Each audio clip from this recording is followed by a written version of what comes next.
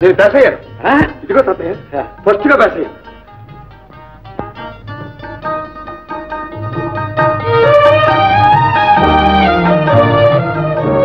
అదేమిటి తాతయ్య, కళ్ళ నీళ్లు పెడుతున్నావు ఎందుకు?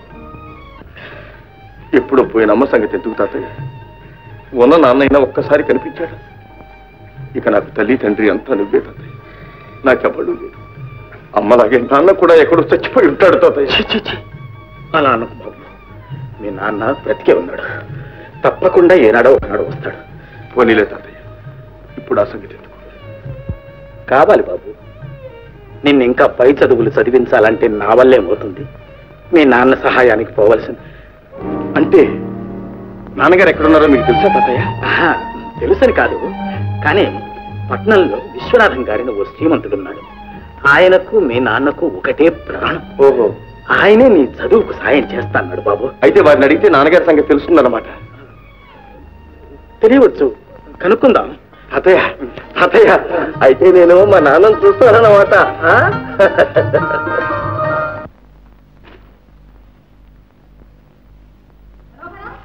మనోహరం ఏమండి? ఏడండి అబ్బాయి మనోహరం? వాడు మనోహరం కాదు, మన ప్రాణహరం. మొదలెట్టారు. వాడే మీ సొమ్ము తిండలేదు, మీరేమీ అని అనక్కర్లేదు. అయితే నువ్వు నన్నేమీ అడగక్కర్లేదు. అడగను కానీ అబ్బాయి క్లబ్ లో ఉన్నాడేమో సార్, ఫోన్ చేయండి. బాబా టైం అయిపోతుంది, లేవండి.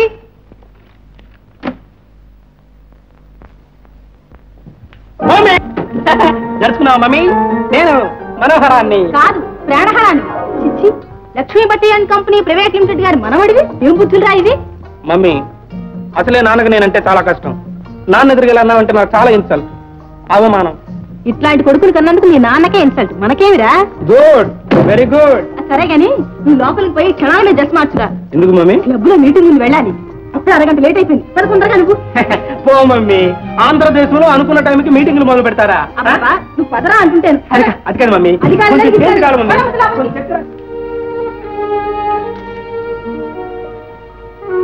అమ్మా. విశ్వనాథం గారు ఉన్నారా? ఎందుకు? నేనున్నానుగా, నాతో చెప్పరాదు? వారితోనే మాట్లాడాలి. అబ్బో, ఏమిటో అంతటి మహత్కార్యం.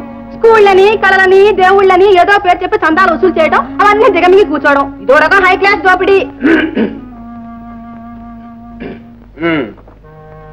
ఏమయ్యా, ఈసారైనా డబ్బు తెచ్చావా, ఒట్టి చేతులతోనే వచ్చావా? తీసుకొచ్చాను బాబు. లోపల కదా.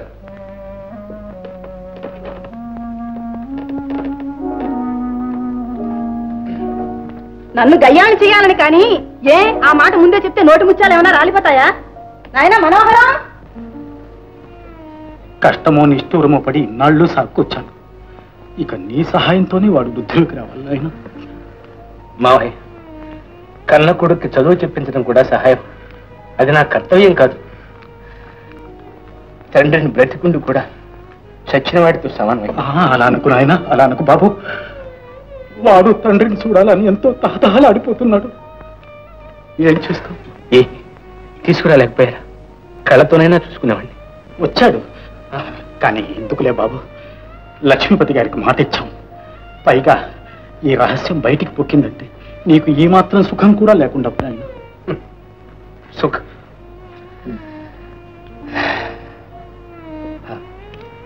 మావయ్య, ఇది ఈ ఉత్తరం తీసుకెళ్ళండి.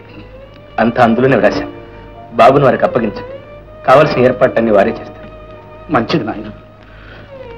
ఇదిగో, నువ్వేం బాధపడవద్దు నాయన. అంతా మన మంచి కోసం.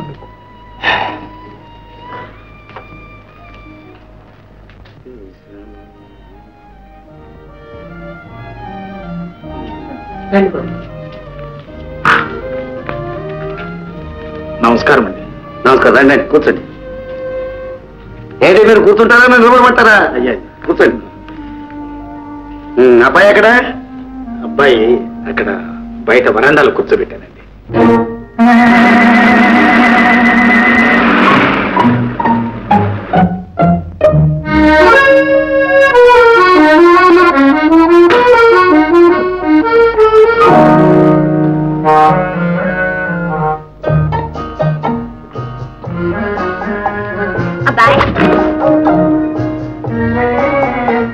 నీ పేరేమిటి? నమస్కారం. ఓహో, నమస్కారం గారా? కాదండి గారు, నా పేరు శంకర్. శంకరుడు గారా? అవునండి గారు. అక్క ఇంకే అదిగో 3వ నేత్రం, అది జటాజుటం. ఏవండి నెత్తి మీద గంగ లేదేవండి? మా ఊరి చెరువులో ఉందండి. కాస్త తన్విస్తే నెత్తినెక్కడ నున్నావుగా, ఎక్కి కూర్చో. తడ మీదకి పార్వతి కావాలిగా, నువ్వు కూర్చుంటావా? పిల్ల బాబు గారు లోపలికి రండి.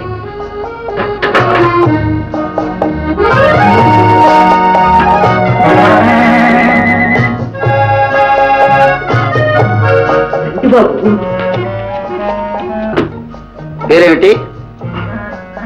శంకరం. శంకరం. నైస్. ఒక నిమిషం.